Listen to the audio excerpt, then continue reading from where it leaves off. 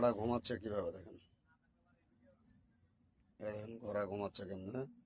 আমিও কোনোদিনই ভাবে দেখিনি ঘোড়ার ঘুম, আজকে দেখলাম সর্বপ্রথম। দেখেন ঘোড়ার ঘুম দেখছেন ভাই। ঘোড়া কয় সাল দেখি তো, কয় সাল, 2 সাল হয়েছে ঘোড়াটা। দেখেন 2 সাল, 2 সাল ঘোড়াটা হয়েছে।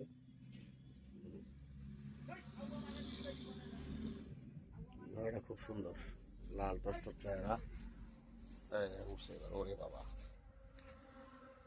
ঘোড়াটি দেখেন,